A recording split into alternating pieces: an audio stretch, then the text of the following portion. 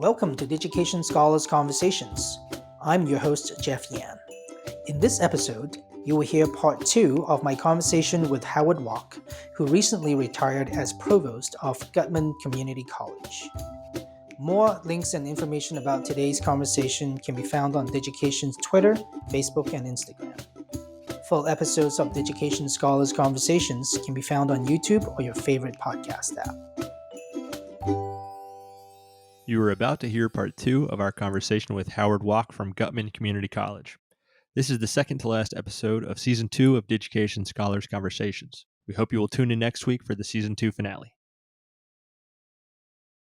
Now, I know that you are very honest, but also critical about yourself, your work.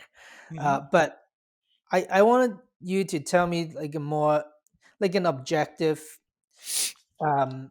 sort of look back at one of the things that you try to solve is the graduation rate, right? The completion rate. Yeah. How did Guttman do like over Well, the years? Guttman's, again, began in 2012. Mhm. The first year, the enrollment was really small. I mean, there were about 300 students or so in that first year, Mhm. first class. Mhm. The measure that we commonly used and still use is the 3-year graduation rate.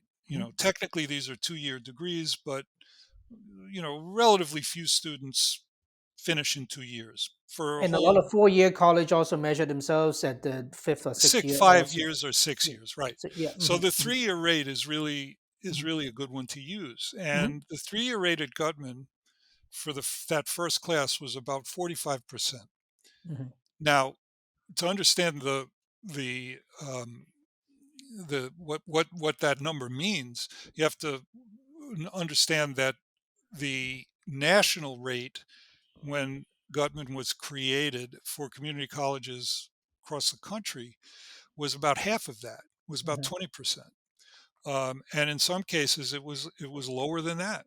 Right. It was Um, in the teens. I know that there are yeah, many schools that are yes, in the teens. Yeah. Mhm. absolutely. It was, and this was the reason that for this bold step to try to create a brand new community college. Right. And So it was about 45%. it's a national problem. It's just one that everyone Absolutely, recognizes. Yeah. it is a national problem for sure. Um, so that so it was at about 45% for that first group. Mhm. Then the enrollment began to be ratcheted up until it got to that point of about 1,000 students or 1,100 students. And the rate did not stay quite at 45%. It began to drop a little bit, and it was at about 40%, Mhm. I would say, in the last couple of years. Mhm. And I'm not sure what, the pandemic has had Sure, all sure. kinds of That's impact. going to have some. Not Yeah. sure, Mhm. not sure. I know it's had that the enrollment has taken a big hit. Mhm. Um, and the whole process of shutting down and everything going online caused big problems for lots of students. So Right. Right. in addition to whatever problems they were facing in their lives as they Of negotiated the course. pandemic, Mhm. but Guttman succeeded in basically doubling the 3-year completion Yeah. rate. Yeah. Um, Which, by the way, is this is not the kind of thing where I mean, you talked about the national average being half of that, but also to know that for schools they would do anything to raise 2%. yes, that's right. So Yeah, it's not yeah, like, well, yeah, sure, we're still for. I mean, we're talking about doing 10x what people would do anything to get done.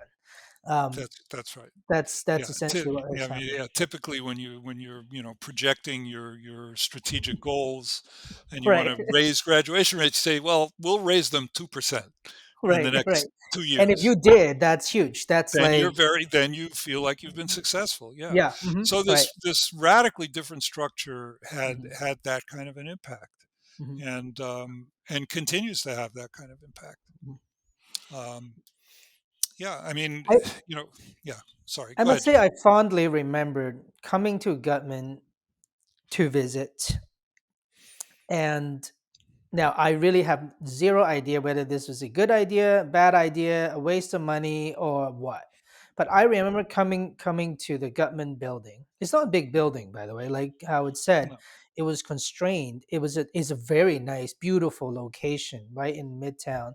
Um, One unfortunate thing is that there's no way anyone's living within even No. No. 30 minutes from there because No. it's a very expensive area.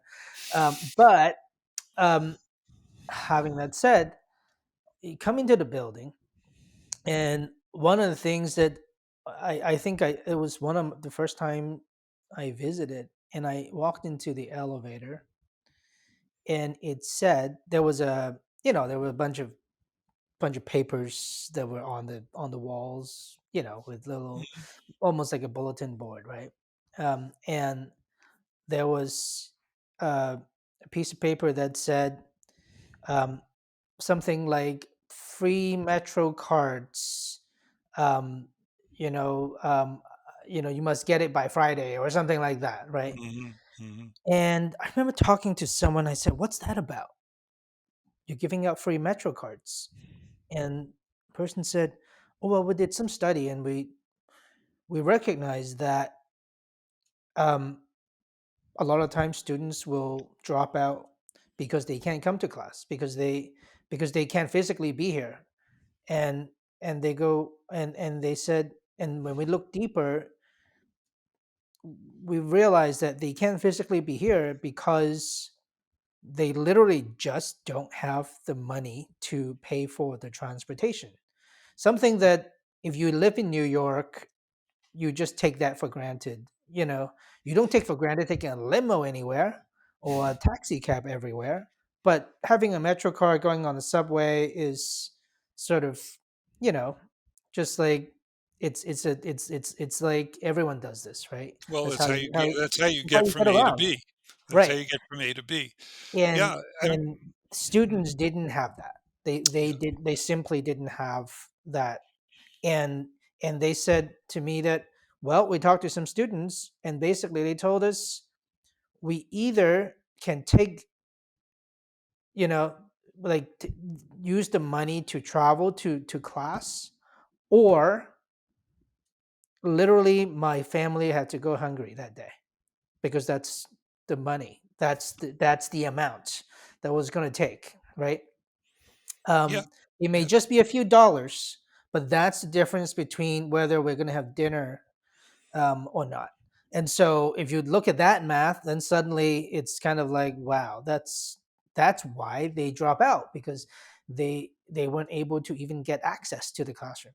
Uh, they wanted to, but they couldn't be there. Not if it means that they have to starve their child, that day. And so you gave out metro cards for those that needed them, just so that they can come to class. And I remember thinking, man, I don't care what people say about this new school, but this new school is onto something incredible, because they are looking at students' lives, and they are trying everything that they can. I mean, some of it may work, some of it may not. I don't know. I don't know the economics of giving out metro cards, but in as far as I could tell, the students that could make it there, it makes sense, just to let them get themselves into the building. Yeah. So yeah. It's a kind of a, I mean, you're pointing to something that's pretty important in the structure of how the college was set up. Um, and it goes beyond metro cards, although metro cards are, as you say, it's a pretty central support that Mhm, that the college is able to provide, and it's expensive. Costs a lot yep, of money. mhm, um, it was one reason that some of the other, the other community colleges would look at Gutman and say, well, what about us? How come we're not mhm, getting free metro cards right. for our students? But the point really is that the college recognized in its original structure that that supports like those are critical to having students complete their degrees, um, and uh, and that extends to recognizing the importance of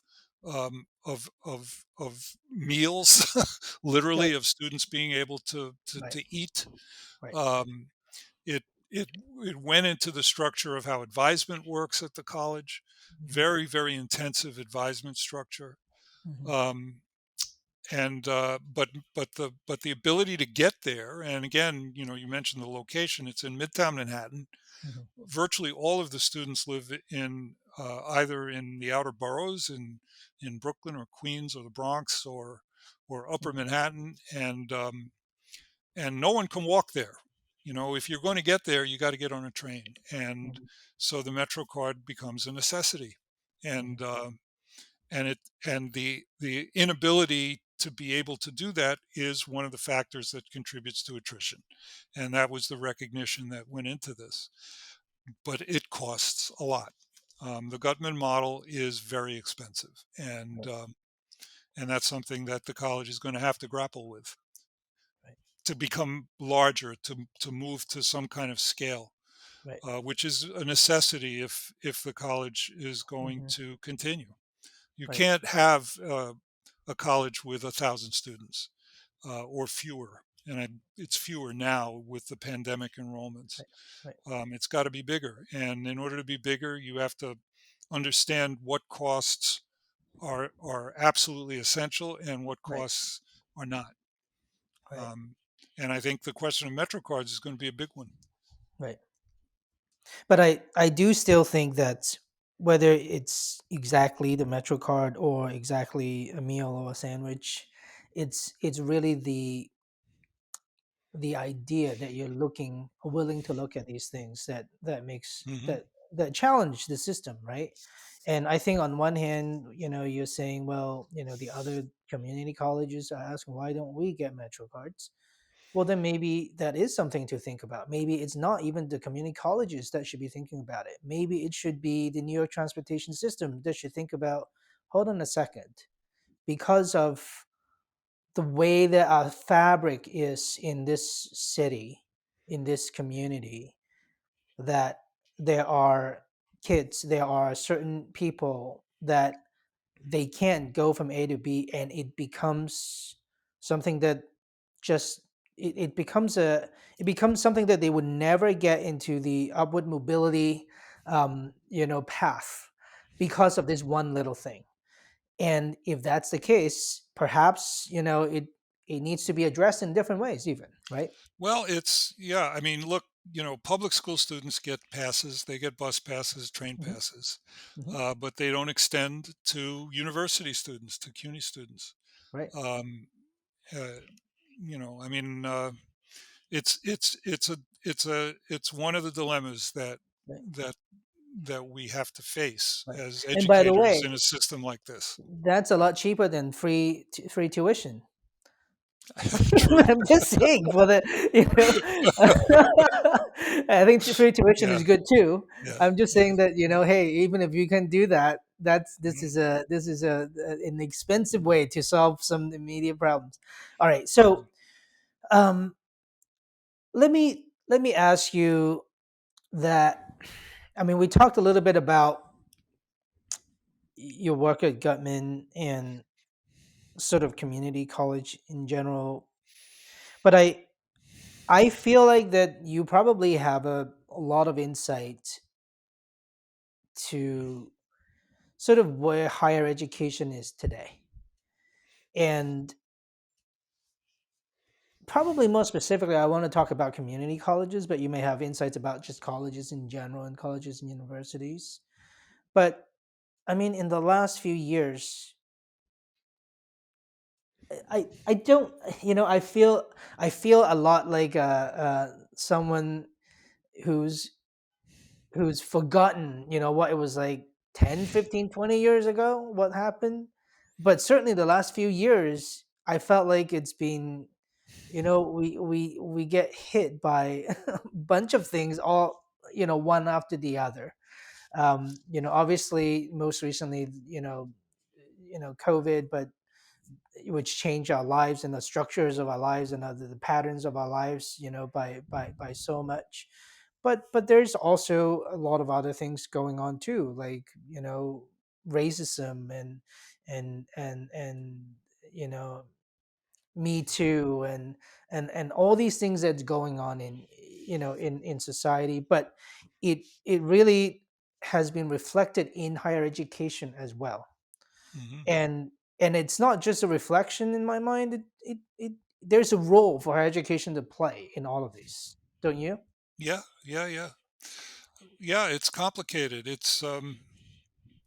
I don't know. I mean, part of what I think we're dealing with now, somewhat less so, say, here in New York than in other parts of the country, is a level of political interference with education and Hmm. with educators that Yep. that I haven't seen in my career, and probably the last time Right. something of this kind of magnitude affected how teachers teach, Right. you know, in K to 12, but increasingly in public systems in different states. You probably have to go back to the McCarthy era, to the 50s, when everyone was looking under their pillows for communists. Now they're looking under their pillows for critical race theorists, um, or or or or gender theorists. So there's this pressure that you read about every day. Open up Inside Higher Ed in the morning, and it'll be about the latest state legislature that just passed a bill that prohibits educators from doing something, or Right. that will create an oversight agency to make sure they don't do something. Right. It's ideological, and in some cases it does in fact impinge on uh, not just on academic freedom, but on what Mhm. students are going to learn and what they were going to go out into the world with. Mhm. And um, and that is definitely a huge problem right now. Yeah. Again, we don't feel it here. It's a blue state, red state thing in a lot of ways. Yeah. um, I spend some time in Florida because of family Mhm. obligations, and it's pretty bad down there, what the state government is doing. Yeah. Um, so Right. I that just that's saw. that's part of it. That's part of I it. just saw. Was it like a week or so ago? They had either were passing a new law that was about not having to disclose who the presidents are going to be Yeah, yeah. until basically they are hired. And Hmm. that is just so that the now, if I understand correctly, the board of regents are the ones who ends up hiring the presidents or appointing them, but they are also being appointed by the governor, Hmm. um, if I understand correctly. And so there's this very strange, opaque wall behind. Someone can sort of really make systemic changes and impose them systemic changes just based on one or two people's will. Um, Yeah. these are dangerous. And why is it that why is it that in higher education there's not a shortage of smart people. There's not a shortage of theorists and people who understand the history and the political nature of all of these things, right? Um, why is it that higher education as a sector is not able to stand up to these types of um, abuse? Well, it's politics. It's the it's it's the ways in which politicians, um, Mhm. who who are able to exert their will, whether it's a governor or a state Mhm. legislature, and they are the ones who hold the purse strings for public systems, and so So you think that they. it's I get that part. So we're Mhm. saying, look, it's hard to fight the people that are also holding your meals vouchers. Hmm. Here's the money. You want that money, right? If you don't, it's a difficult situation. It's like if you go and fight them, they'll just be like, all right, well then we'll cut you somewhere. Hmm. And I know that they could do it in very um, sort of backhanded ways where um, you could win this front over here, but you lose something else, and it sort of bites you at the end. Is that why we're scared to do it? Because I mean, If look, largely, yeah, I think so. I I think mean, so. because look, I actually want to go back a little bit. I mean, you're a historian, and I remember um, talking to someone in um, in a Western state um, who was telling me about their public university's funding structure, and it was a public university. It still is a public university by the names and by the whatever the initial paperworks and the land grants and all of that stuff. I don't Hmm. know whether it was. I think it must have been land grant. Um, but I'm sure that the number was probably close to 100% was funded by the state.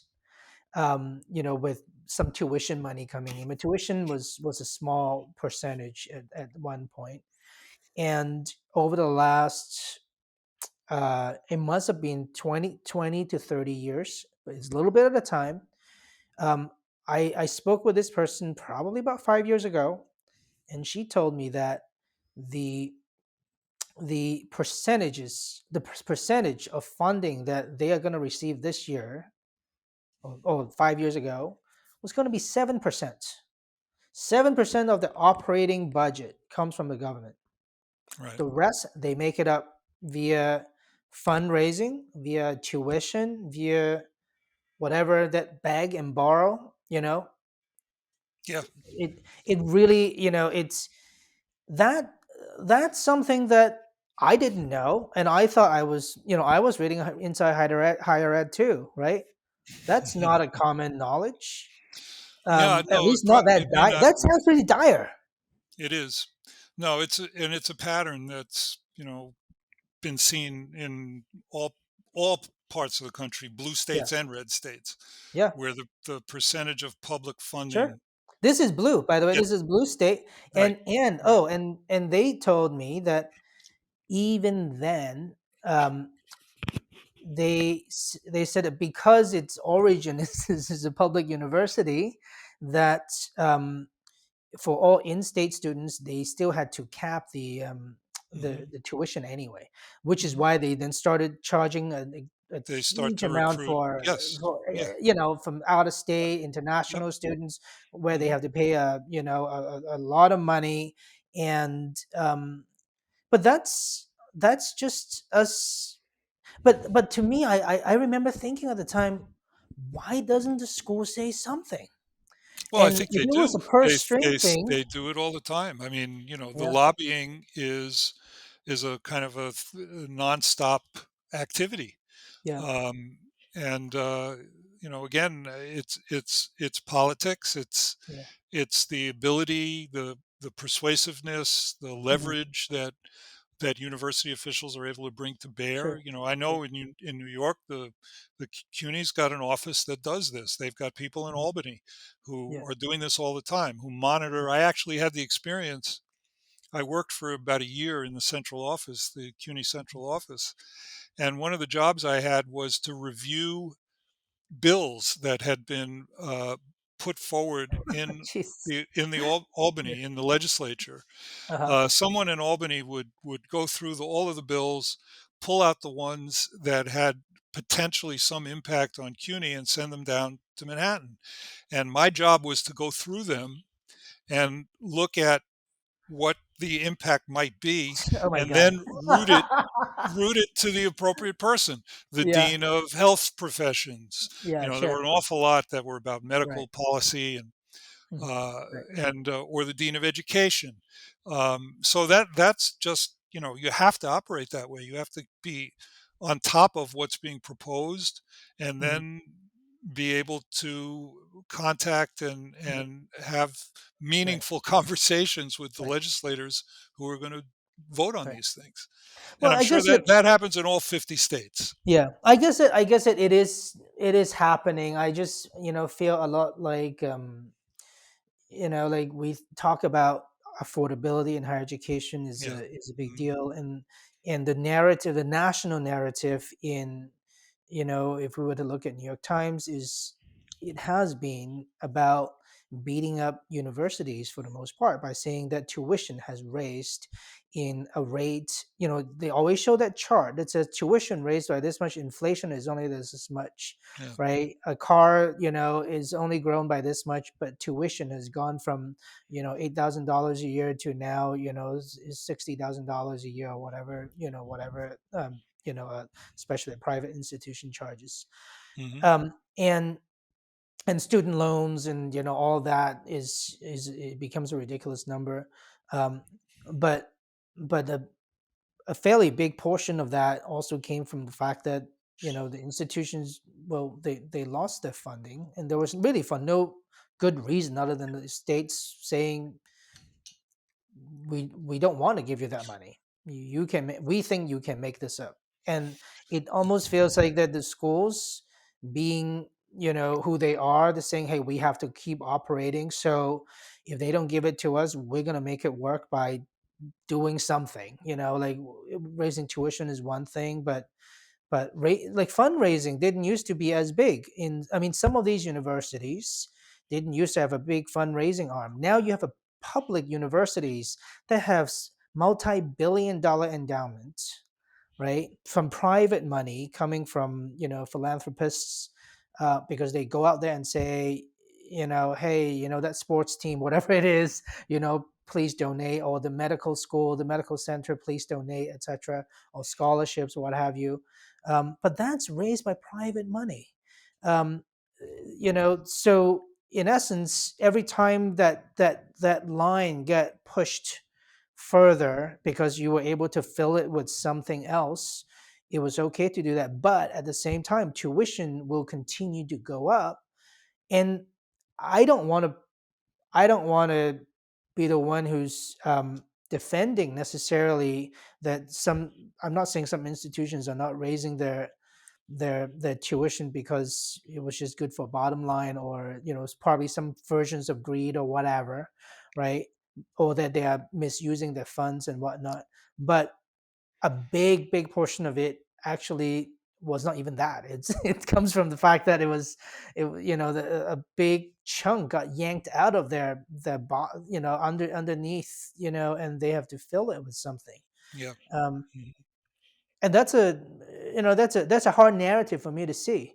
um, because then it's so easy to just almost demonize, um, the value of higher education.